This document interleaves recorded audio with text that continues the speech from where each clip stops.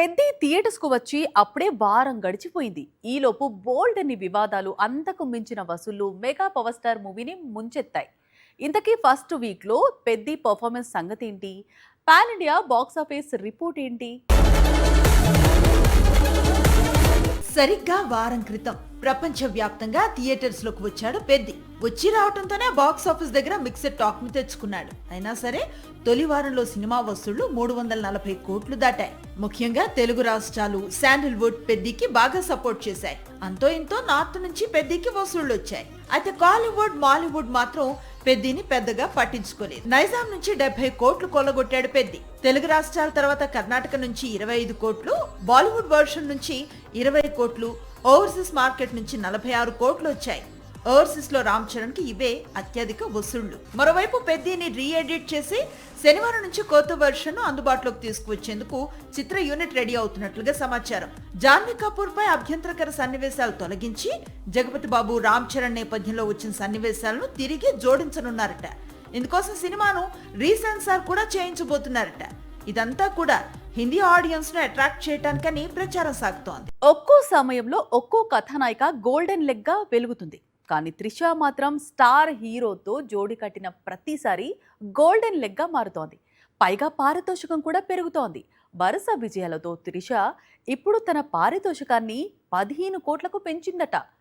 దీంతో కోలీవుడ్ లో నిర్మాతలు డిస్కౌంట్ ఇవ్వాల్సిందిగా రిక్వెస్ట్ చేస్తున్నారట. ఒకప్పుడు స్టార్ హీరోయిన్ గా దక్షిణాది చిత్రసీమను ఏలిన త్రిష ఇప్పుడు రెండో ఇన్నింగ్స్ లో ఆకాశమే హద్దుగా దూసుకుపోతోంది. 43 వయసులో కూడా నయా హీరోయిన్లకు గట్టి పోటీ ఇస్తూ వరుస అవకాశాలను సొంతం చేసుకుంటుంది. తాజాగా సూర్య నటించిన వీరభద్రుడు బ్లాక్ బస్టర్ విజయంతో పాటు ముఖ్యమంత్రి విజయ్ తో సాన్నిహిత్యం త్రిష క్రేజ్ ను మరింత పెంచిందనే అభిప్రాయం వ్యక్తమవుతోంది.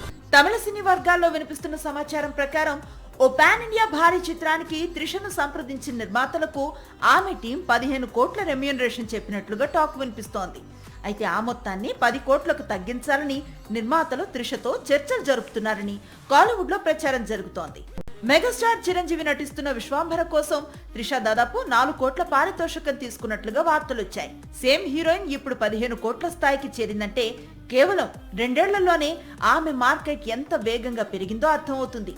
ఇందుకు ప్రధాన కారణం విజయ్ తో లియో, అజిత్ తో గుడ్ బ్యాడ్ అగ్లీ, కరుప్పుతో సూర్య, ఈ 3 చిత్రాలతో త్రిష బ్లాక్ బస్టర్స్ అందుకోవటమే మెయిన్ రీజన్. ఆగస్టులోనే రిలీజ్ కావాల్సిన సినిమా జైలర్, కానీ సెప్టెంబర్ కు విడుదల తేదీ మారింది. ఇప్పుడు అక్టోబర్ అంటున్నారు.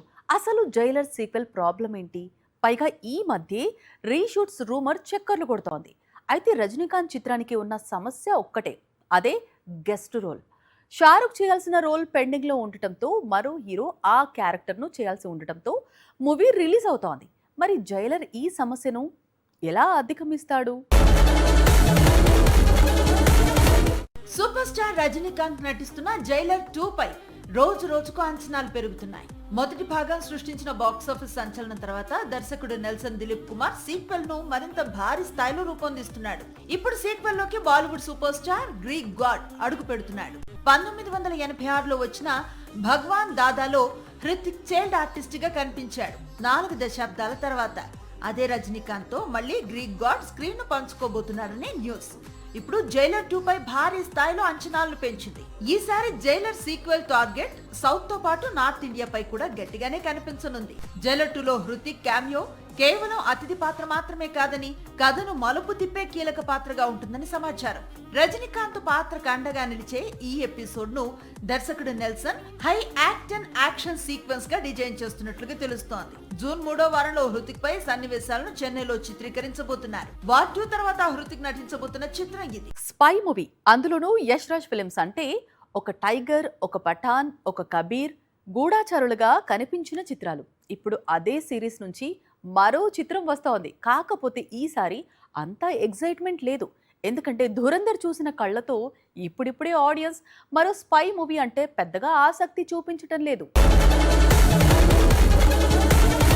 ఏక్తా టైగర్, టైగర్ జిందా హై, వార్, పఠాన్ వంటి చిత్రాలతో ఇండియన్ స్పై జానర్ కు కొత్త మార్కెట్ ను సృష్టించింది యష్ రాజ్. కానీ ఇప్పుడు పరిస్థితి మారుతోంది. ఆలియా భట్ నటించిన ఆల్ఫా టీజర్ విడుదలైన వెంటనే సోషల్ మీడియాలో ట్రోలింగ్ మొదలైంది. అందుకు చాలా రీజన్స్ ఉన్నాయి. 1990లో వచ్చిన లక్ బేసన్ క్లాసిక్ లా ఫమ్మే నికితాలో ఒక సాధారణ అమ్మాయిని ప్రభుత్వం సీక్రెట్ అసాసిన్ గా మార్చే కాన్సెప్ట్ ఉంటుంది. ఆల్ఫా టీజర్ లోనూ same to same scene copy paste కావడంతో ఆల్ఫాపై ఇమీడియట్ గా ట్రోలింగ్ మొదలైంది. ఆల్ఫాలో విలన్ ఎవరు అనేది క్లారిటీ లేకపోయినా బాక్సాఫీస్ దగ్గర మాత్రం ఈ మూవీకి దురంధర్ విలన్ గా మారాడు. Realistic missions, raw action, grey shaded heroism, high intensity screenplay, national security backdrop, emotional connect కారణంగా ఇప్పుడు ప్రతి కొత్త స్పై సినిమాను ప్రేక్షకులు దురంధర్ తో పోలుస్తున్నారు. దురంధర్ ను మించే స్పై మూవీ కోసం ఆడియన్స్ ఎదురు చూస్తున్నారు. జులై 3న రిలీజ్ అవుతున్న ఆల్ఫా దురంధర్ మానియాను ఎలా తట్టుకొని బాక్స్ ఆఫీస్ దగ్గర నిలబడుతుందో చూడాల్సి ఉంది. సాక్షి టీవీ ప్రసారాలను నిలిపివేయటం చట్టరీత్యా నేరం. సాక్షి టీవీ ప్రసారాల కోసం మీ స్థానిక కేబుల్ ఆపరేటర్ను వెంటనే సంప్రదించండి. DTH లో ఇంటర్నెట్ లో కూడా సాక్షి టీవీ ప్రసారాలను వీక్షించవచ్చు.